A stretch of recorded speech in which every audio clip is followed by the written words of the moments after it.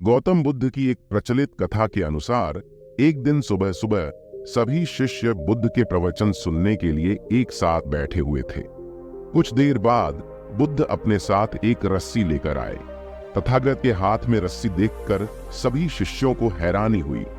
बुद्ध अपने आसन पर बैठे और उन्होंने रस्सी में एक के बाद एक 3 गांठ बांध दी। इसके बाद उन्होंने शिष्यों से पूछा कि क्या ये वही रस्सी है जो गांठ बांधने से पहले थी।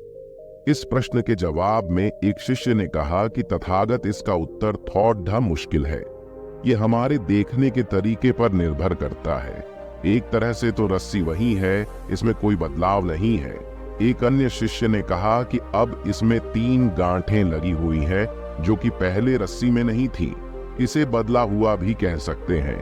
कुछ शिष्यों ने कहा कि वास्तव में मूल रूप से रस्सी वही है, लेकिन बदली हुई दिख है, लेकिन इसका मूल स्वरूप बदला नहीं है।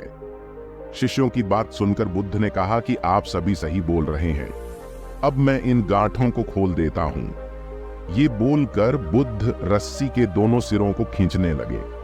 बुद्ध ने पूछा कि क्या इस प्रकार रस्सी की गांठें खुल जाएंगी?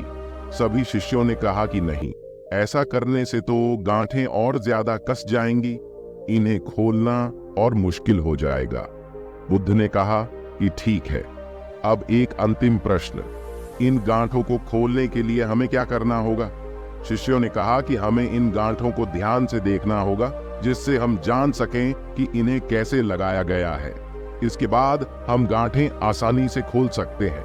बुद्ध इस जवाब से संतुष्ट हो गए और उन्होंने कहा कि ये सही बात है। हम परेशानियों में फंसे रहते हैं और बिना कारण जाने ही उनका हल खोजने लगते हैं, जबकि हमें पहले समस्याओं के मूल को समझना चाहिए। जब समस्याओं की वजह समझ आ जाएगी तो उन्हें सुलझाना बहुत ही आसान हो सकता है।